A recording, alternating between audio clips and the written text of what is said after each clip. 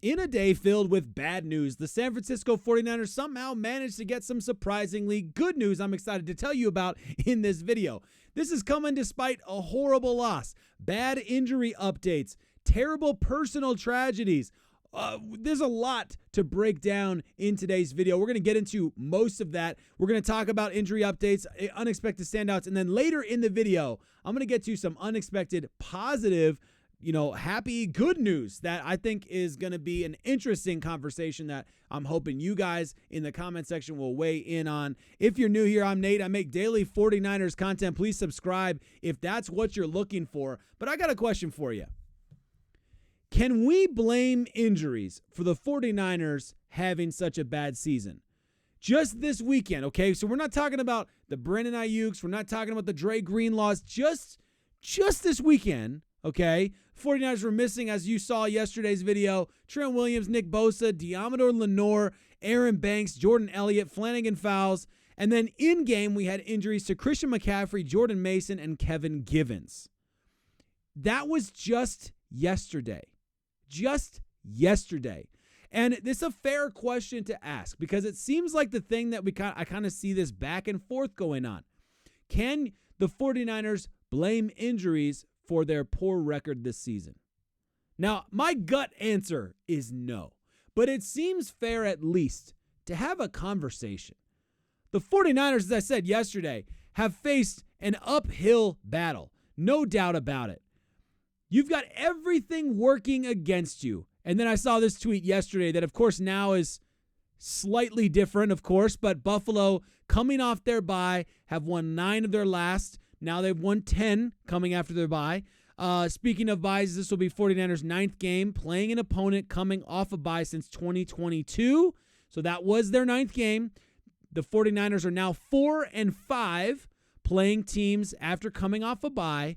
No other team has played more than 5 such games since 2022. Schedule hasn't been favorable. So I talked about that uphill battle yesterday, right? And this is what I'm talking about. This kind of stuff is all over the place. These kinds of stats are all over the place. The 49ers have had some tough goes these last 2 years, especially with the schedule alone. The rest differential is insane. The 49ers have the worst rest differential, and it just keeps happening over and over all season long. We knew about this before the season started. But now as we look at the games and we see all the injuries piling up, it's at least fair to ask the question. Is it fair to say that injuries were at least a huge part of the reason the 49ers have been weak? I've heard a lot of disagreements on this. I've heard a lot of argument on both sides of this. I feel like people forget that George Kittle's pretty much been in and out of injury all season long, and he's played in games, but he's never been 100%. Or maybe not never, but mostly not been 100%. Deebo, although he hasn't missed multiple games due to injury like a lot of other guys, he has, however, been dealing with injuries throughout this season, especially like kind of early in like week 4, week 5. He had some niggling injuries that, kind of multiple weeks back in a row. So I just feel like, man, even the ones that are not the most obvious injuries, the 49ers have had a bad go at it with injuries. That's for sure. But then you look at, okay, can we really blame the 49ers because it's a next man up league, right? That's what John Lynch always says. And you look at what the 49ers have done with their rookies this season. Rookies defying expectations, okay? Not being like necessarily greatest players ever. It's not like this draft has replaced all of the starters on the team, all right? I feel like people are getting the wrong impression when folks like me and people on Twitter or whatever are like talking about how good the rookies have been. It's about expectations. It's not about they've completely unearthed this team and now all the starters are backups and all that. It's about how they've broken expectations. Dominic Purdy and Evan Anderson, by the way, yesterday rating number 1 per PFF in offense and defense respectively. That's your rookie and your undrafted rookie there being absolutely incredible. So that's fantastic. You love that. Absolutely. Then you add to, and Dominic Purdy is like, this is all season long for him, of course. He's been fantastic all season. He had one bad game against Green Bay, and you got to give him a little bit of a pass on that one. But Malik Mustafa, this guy, I mean, everyone calls him a downhill player. So when you see it, you're like, yeah, I knew he was a downhill player. But it's still, every single time he hits, it feels different. There are a lot of downhill players out there. There are a lot of guys that you use that term with. I feel like he's a touch more powerful when he's downhill than what I'm used to seeing. So absolutely love Malik Mustafa. And when he has games where he doesn't miss tackles, he feels like a massively important player. Those missed tackles earlier on in the season, especially, those are kind of issues. But he's a rookie, okay? Is he defying expectations? Absolutely. He's a starting safety right now. He's defying expectations. Renardo Green, at times this season, has been highly rated per PFF. Renardo Green's been, again, another surprise in terms of everyone expected him to be good. Many people were wondering, is he going to be kind of the nickel guy? And here, Demo gets the long-term signing, and so you think, okay, he's not going to be the long-term nickel guy. We have our long-term nickel guy, and we're not going to make that mistake twice, as we did in the Super Bowl. So you have your Demo, and Renardo Green now is becoming a lockdown corner, and no offense to Isaac Yiadom, but Renardo Green is head and shoulders above Isaac Yiadom right now, and so with Charvarius Ward back and healthy. Now, we'll see what happens next season. He's probably going to be on his way out. But with Charvarius Ward back and healthy right now, it doesn't seem to be too much of an issue for me that you have your starting corners. You have that pretty well figured out. Again, your rookie defying expectations. Isaac Guerrero, not had a ton of opportunities, but when he has, he's currently averaging like 5.9 yards per carry or 5.1 yards per carry right now. He hasn't had many opportunities. It's a small sample size, but there was a lot of disappointment with how he started the first couple of opportunities he got. And it's like, dude, you can't judge a guy off of one snap. His first game, he had one actual run play, right? Then the next game, it's 5. And it was like, maybe not great. Then it was 1. Then it was 5. But once he started to get a rhythm, all of a sudden you're like, okay, maybe this guy could actually do something for you. So there's your running back. Who's your, going into the season, if Elijah Mitchell's healthy, he's way down the depth chart. But because Elijah Mitchell's out, you've got Jordan Mason and Christian McCaffrey's out, Isaac Guerrero's getting a shot, and that's great for him. Jacob Cowing, not what we've been waiting for in the wide receiver game yet, but what we saw in preseason, what we've seen little spurts of, I think he's going to be a valuable wide receiver to this football team. I think he will be because of he's a unique guy. He's got something different than what the other guys have in terms of burst, in terms of cut, in terms of how he moves his weight and how difficult he is to tackle. So I'm hoping to see good out of him in the wide receiver game, but we can't knock what he's done in the punt return game yet either, because he has been pretty secure. He's a rookie, all right? And I will say, I would like to say, in my head, I'm like, put Trent Taylor out there and he catches the ball every time and he doesn't fumble the ball or whatever.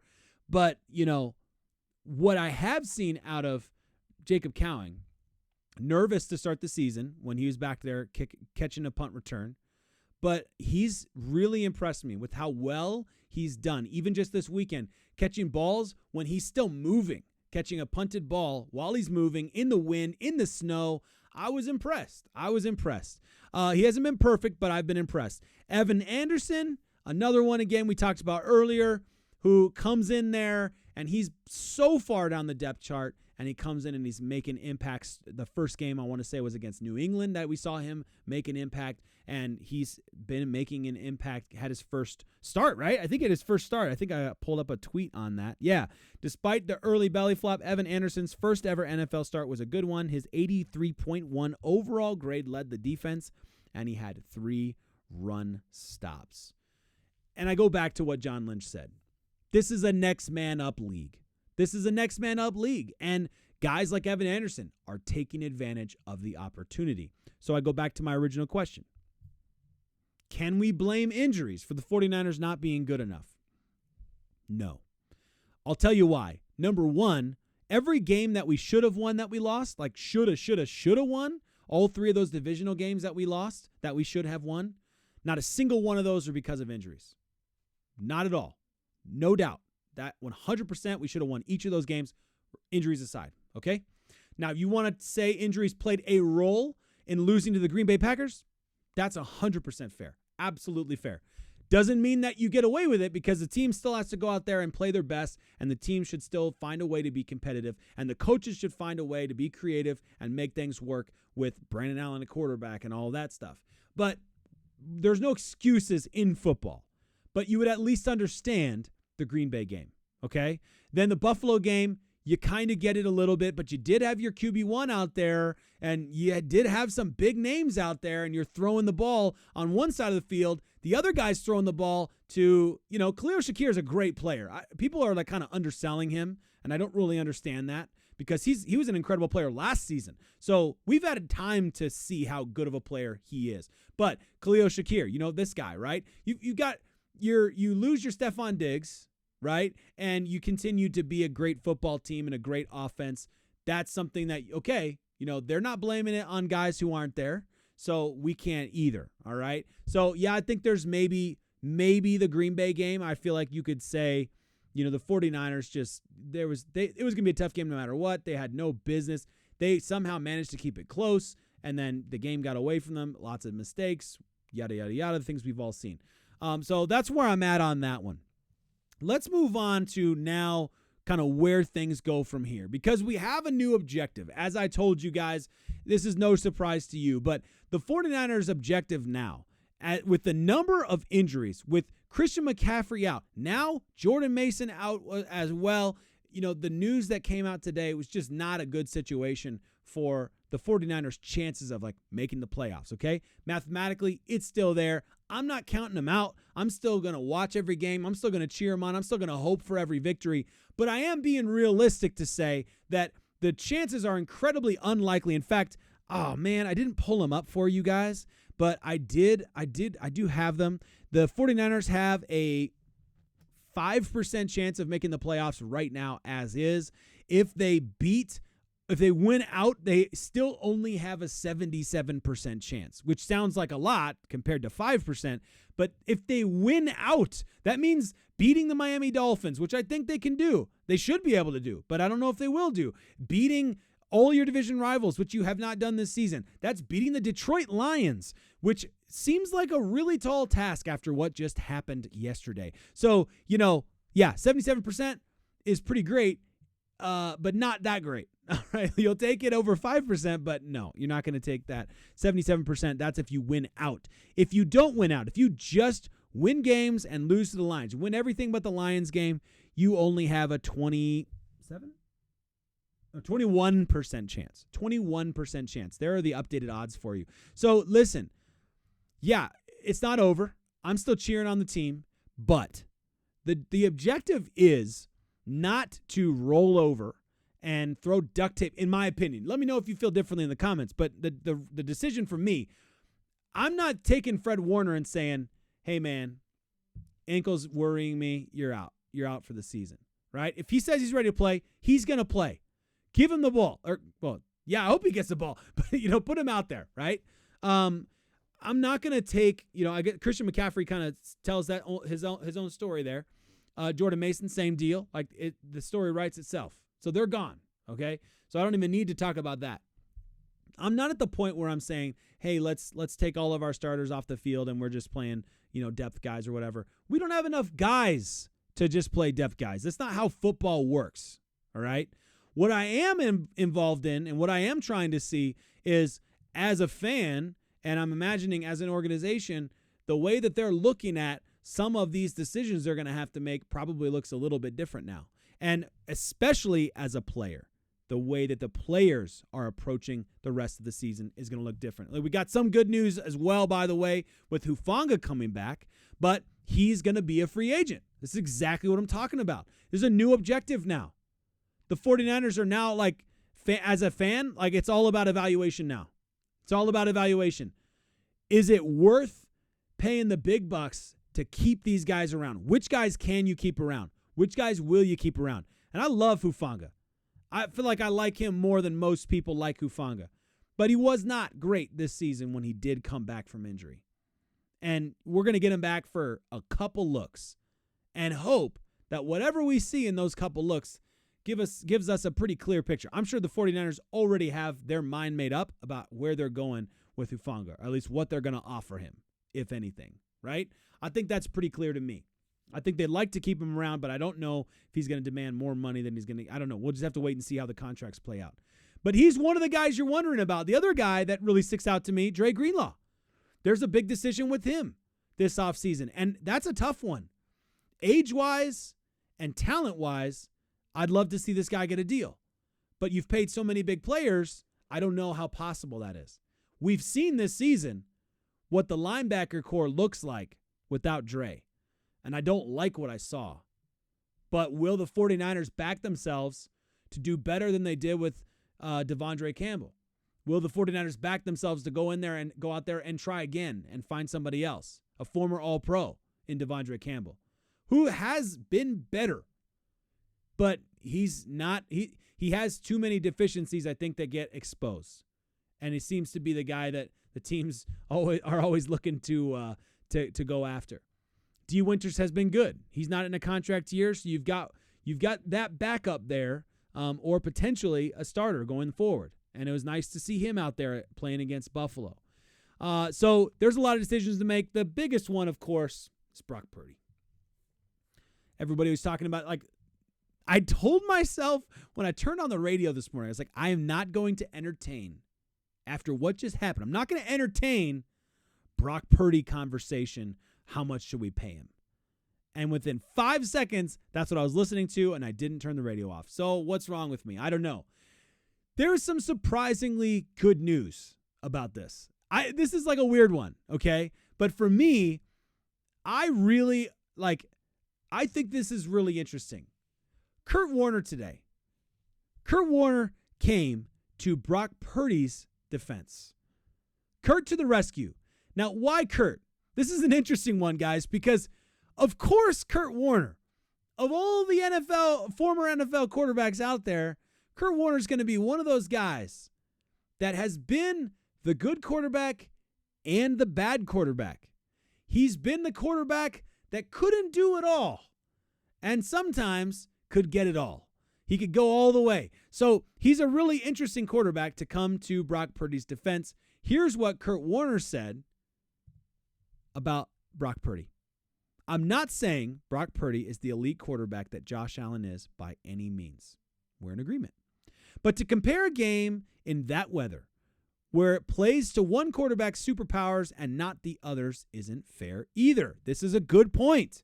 I get it. And I was not a physical beast, so my superpower was processing, anticipating accuracy, all things limited in conditions like that, which is exactly what I was saying yesterday.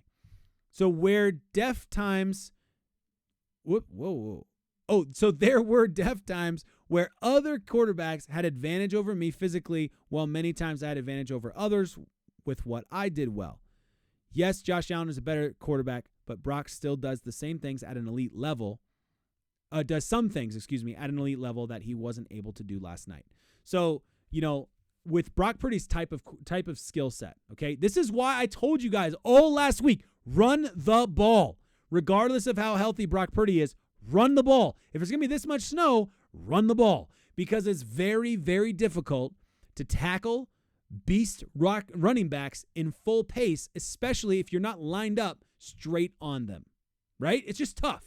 And for a quarterback, you have this, we saw it like crazy, like guys are on ice skates out there, and Brock Purdy's whole game, his whole skill set is quick processing and anticipation throws. He can't make accurate anticipation throws if he doesn't actually know where the guy's going to be when he starts to cut. And we saw so many times where guys are trying to cut and they do that thing. I live in Denver, so I get snow all the time, so I know what it feels like where you're trying to turn corners and you're like, oh, your feet get really close together as you're turning the corner, right? So I saw that so many times, even with good passes from Juwan Jennings. And where that benefits a guy like Josh Allen is going to laser the ball, and he can throw it with less anticipation. He can throw it almost straight at the guy.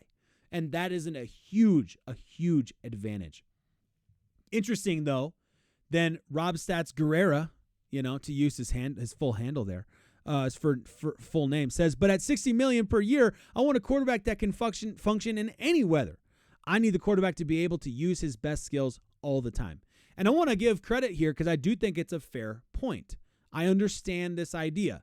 Like, yeah, but if I'm going to pay him top dollar, don't I want him to be able to do anything? Like, isn't that the level of the market? And I'm going to let Kurt Warner speak here because he's a heck of a lot smarter than me, but then I'm going to give my 2 cents at the end of it. I get that, but there aren't many Josh Allens, and it helps when you get to play in it all the time, or at least prepare in the snow. To expect any quarterback to be thrown into those elements once every couple of years and be great is crazy. My point, as much as anything, is when you want to throw with timing and anticipation, now it becomes as much as the other guys being able to cut and get open and get out of breaks as it is the quarterback being able to throw the ball. Some come back to play calls, keeping guys on the move and not asking them to make sharp cuts. Lots of factors at play when playing to what your quarterback does well. Now, fair point from Kurt Warner here. Just saying that there are a lot of factors, guys. Like, let's just not oversimplify things and say that it's all on Brock Purdy, who himself only had a handful of opportunities, and there was definitely no rhythm in that game. There was no rhythm throwing in that game. There was no drive where it's all Brock Purdy and he's going to find his feet and find his rhythm because of the nature of the way that the game played out and the weather. So, 18 throws over the entirety of 4 quarters, you're just not getting a rhythm in that game. Now, all of that being said, I appreciate Rob's point here that when you pay a quarterback $60 million at the top of the market, there's like an expectation he's going to be the top of the market in terms of talent. And unfortunately, that's just not how it works in the league. It does not work that way in this market. And I'm all down with that changing. Like, I'm totally cool with that changing. If we want to say, hey, this is a ridiculous way to pay players, it's just we just pay the next guy up. If he's statistically close to the top, then he's going to pay top dollar. And the last guy who gets paid $55 million and he's better than that guy, so he better get paid $60 million. And that's a crazy way for this whole thing to play out. But that's unfortunately just the way that it is right now. And so will the 49ers break that mold? Will Brock Purdy take a pay cut?